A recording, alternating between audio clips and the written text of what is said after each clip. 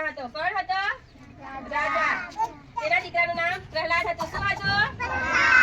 તે ભગવાન વિષ્ણુની ભક્તિ કરે. તે તેના પિતાને બિલકુલ પસંદ હતું. કોને નહીં પસંદ હતું? પ્રહલાદ ભક્તિ કરતો હતો તો એ કોને નહીં ગમતું હતું? એ કોણ હતો? પ્રહલાદનો પિતા. તે પોતાના દીકરાને પોતાની ભક્તિ કરાવવા આગ્રહ કરતો હતો. હિરણ્યકશ્યપ એ પોતાની જ ભક્તિ કરવા કહેતો હતો. કોને કહેતો હતો? એના પુત્રને. પણ ભક્ત પ્રહલાદ વિષ્ણુ ભગવાનનું જ નામ બોલ્યા કરતો.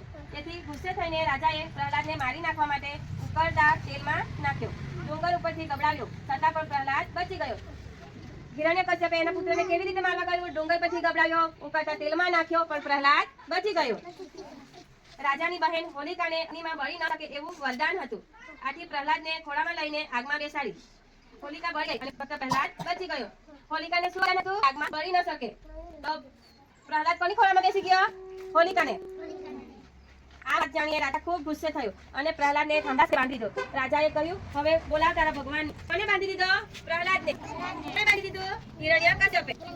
આમ બોલી થાંભલો ખૂબ ગરમ કર્યો. તે સમય સાંજો હતો. પ્રહલાદને બચાવવા માટે ભગવાન નરસિંહ રૂપે પ્રગટ થયા અને ભક્ત પ્રહલાદને બચાવી દીધો. ત્યારથી આપણે આ હોલિકાનું પૂજન કરીએ, હોલિકા સળગાવીએ. ખબર પડી? પ્રહલાદ કેવું સાચું બોલતો હતો. એના ભગવાનની પૂજા કરતો હતો, ભક્તિ કરતો હતો. આપણે પણ શું કરવું જોઈએ? શું બોલવું જોઈએ? આજે આપણે